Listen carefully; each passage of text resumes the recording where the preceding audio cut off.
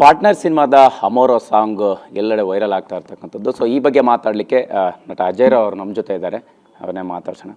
Sir, ನೇರವಾಗಿ ಹೇಳೋದಾದರೆ partner ಸಿನಿಮಾದ ಅಮೋರೋ ಸಾಂಗು ಸದ್ಯಕ್ಕೆ ಒಂದು ಸೆನ್ಸೇಷನ್ ಕ್ರಿಯೇಟ್ ಮಾಡಿರ್ತಕ್ಕಂಥದ್ದು. ಅಂದರೆ ನೀವು ಇತ್ತೀಚೆಗೆ ಮಾತನಾಡುವಾಗ ಹೇಳ್ತಾ ಇದ್ರಿ, ಸಿನಿಮಾ ನನಗೆ ಇಷ್ಟ ಆಗಬೇಕು, ಕಥೆ ನನಗೆ ಇಷ್ಟ ಆಗಬೇಕು, ನಾನು ಖಂಡಿತ ಅದನ್ನು ತೊಗೊಂಡು ಹೋಗುವಂಥ ಕೆಲಸ ಮಾಡ್ತೀನಿ ಅಂತ.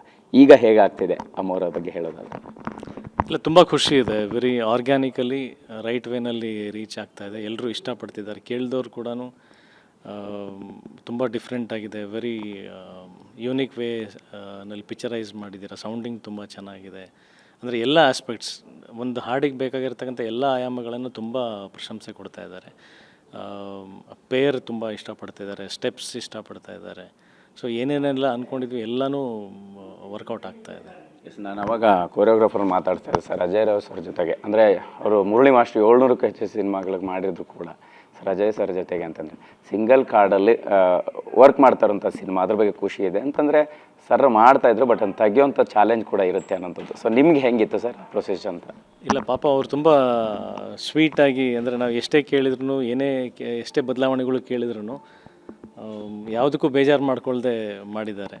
ಅಂದರೆ ಸಾಂಗ್ ಸ್ಟ್ರೆಂತ್ ಅಷ್ಟು ಚೆನ್ನಾಗಿರಬೇಕಾದ್ರೆ, ಅಂದರೆ ಆಡಿಯೋ ವೈಸ್ ನಾವು ಇವಾಗ ಅಂದರೆ ಕಂಪೋಸರ್ ಏನೋ ಒಂದು ದೃಷ್ಟಿಕೋನದಲ್ಲಿ ಒಂದು ಕಂಪೋಸ್ ಮಾಡಿರ್ತಾರೆ, ನಾವು ಅದನ್ನು ಮೀರಿ ಏನಾದರೂ ಮಾಡಬೇಕು. ಸೊ ನನಗೆ ಅದು ಆ ಥರದ್ದೊಂದು ಟಾರ್ಗೆಟ್ ಛಲ ಅನ್ನೋದಿತ್ತು. ಆ್ಯಂಡ್ ಹುಕ್ ಸ್ಟೆಪ್ಸ್ ಅಂದರೆ ತುಂಬ ಹಿಂದೆ ಯಾವುದು ನಿದ್ದೆ ಬಂದಿಲ್ಲ ಸಾಂಗ್ ಆ ಥರದ್ದು ಯಾವುದೋ ಒಂದಷ್ಟು ಎಲ್ಲೋ ಅಲ್ಲಿ ಚಿಕ್ಕ ಮಕ್ಕಳು ಕಾಪಿ ಮಾಡೋ ಥರದ್ದು ರೆಕಾರ್ಡ್ ಇತ್ತು ನಂದು.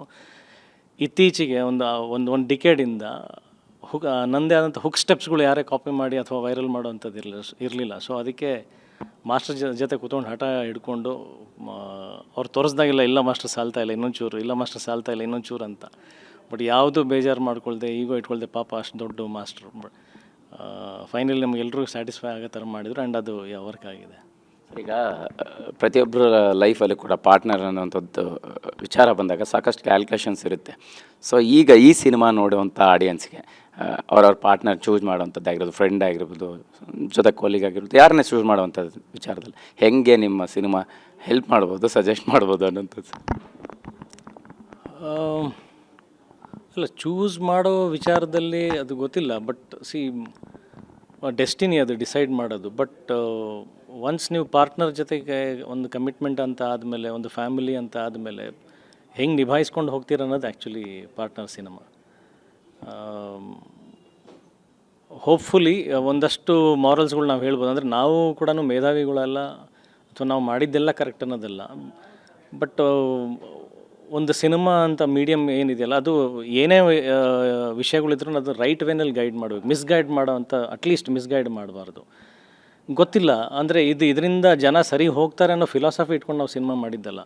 ಹಿಂದೆ ಕೂಡ ನನ್ನ ಸಿನಿಮಾ ತಾಜ್ ಮಹಲ್ ಆಗಿರ್ಬೋದು ಅಥವಾ Krishnan love story, Krishna Leela especially, ಎಷ್ಟೊಂದು ಮಾರಲ್ ವ್ಯಾಲ್ಯೂಸ್ ಇದ್ದಾವೆ. ಅದನ್ನು ನಾವು ಸಮಾಜದಲ್ಲಿ ಬದಲಾವಣೆ ತರಬೇಕಂತ ಮಾಡಿದ್ದಲ್ಲ.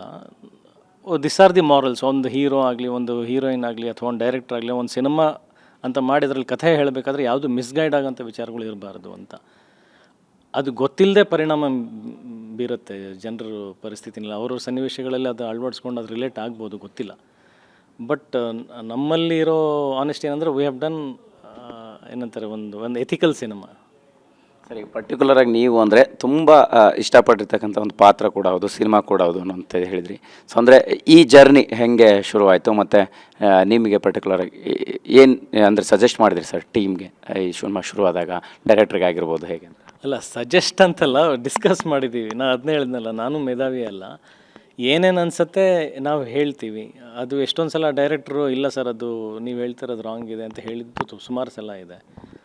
ಅದು ಯಾಕೆ ರಾಂಗ್ ಅಂತ ಕನ್ವಿನ್ಸ್ ಮಾಡೋದಕ್ಕೆ ಅವ್ರ ಹತ್ರ ಆಧಾರಗಳು, ಉದಾಹರಣೆಗಳು ಇತ್ತು. ಕೆಲವೊಂದು ಸಲ ಅವ್ರದ್ದು ಏನಾದರೂ ಸರಿ ಹೋಗ್ತಾ ಇಲ್ಲ ಅಂತಂದಾಗ ನಾನು ಯಾಕೆ ಸರಿ ಹೋಗ್ತಾ ಇಲ್ಲ ಅಂತ ಕನ್ವಿನ್ಸ್ ಮಾಡೋ ಸಾಮರ್ಥ್ಯ ನನ್ನಲ್ಲಿತ್ತು. So it's about convincing. Argument ಆಗಬಾರ್ದು. ಒಬ್ರಿಗೊಬ್ರು ನಾವು ರಿಸೀವಿಂಗ್ ಎಂಡಲ್ಲಿದ್ದಾಗ ಅದು ಆರ್ಗ್ಯುಮೆಂಟ್ಸ್. ಇದು ಕೂಡ ಬೆಸ್ಟ್ ಪಾರ್ಟ್ ಆಫ್ ಪಾರ್ಟ್ನರ್ಸ್. ನಾವು ಇಡೀ ಸಿನಿಮಾ ತಂಡನೇ ಅದು ಪಾರ್ಟ್ನರ್ಶಿಪ್ದು ಬೆಸ್ಟ್ ಎಕ್ಸಾಂಪಲ್ ಇಲ್ಲೇ ಇದೆ. ಯಾರು ಎನಿ ಟೆಕ್ನಿಷಿಯನ್, ಎನಿ ಆರ್ಟಿಸ್ಟ್ ಯಾರು ಈಗೋ ಇಲ್ಲದೆ ಅಂದರೆ ಪ್ರಶ್ನೆ ಹಾಕಿದ್ದೀವಿ ಯಾಕೆ ಅಂತ. ಹೇಳಿದ ಕೂಡಲೇ ತೊಗೊಂಡಿದ್ದೀವಿ ಅನ್ನೋದಲ್ಲ. We question and we convince. ಅದಕ್ಕೊಂದು ಆನ್ಸರ್ ಇರುತ್ತೆ.